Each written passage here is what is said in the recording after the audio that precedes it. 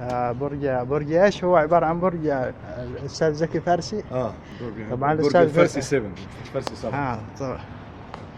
طبعا هو الأستاذ زكي كان أمين محافظة جدة صح؟ أمين محافظة جدة صح. حبيبي. طبعا منظر جميل جدا مع غروب الشمس مع الباشمهندس باسم. باشمهندس باسم حياك الله. الصراحة يعني الواحد نفسه ما يطلع من هنا صراحة. ما شاء الله. المبنى ده اللي هم بيبنوه هيبقى فارسي 8 ان شاء الله.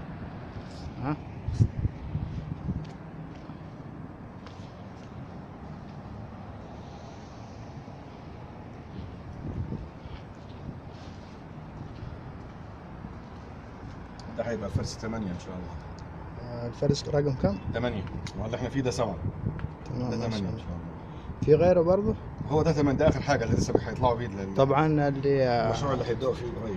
المشروع اللي على الكورنيش الحمراء. أيوة. هو نفسه نفسه المبنى الاداري والسكني بتاعه هو اصلا شخصيا هو ساكن هناك. تمام. خلينا بس ناخذ الصورة من الجنب هذا.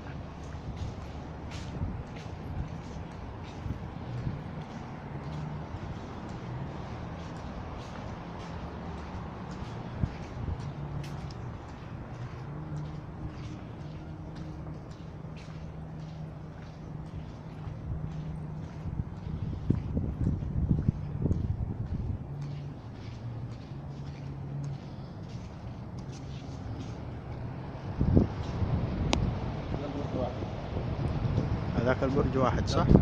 هذا اللي احنا فيه 2. هو ده. تمام. برج واحد. حلو. بالك؟ طبعا كل دور شقتين. نفسه هو نفس التصميم. هذاك ملعب الجوهرة؟ ده ملعب الجوهرة. بالك؟ دي البتركي. دي كلية البتركي. هذه الكلية. نعم. ده مجمع كلية البتركي. ده النخيل مكانه.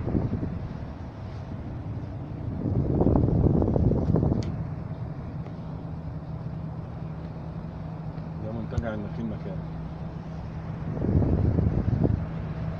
هذاك المخطط جديد هو؟ ده المخطط ده جديد. انا ما اعرفش حتى اسمه.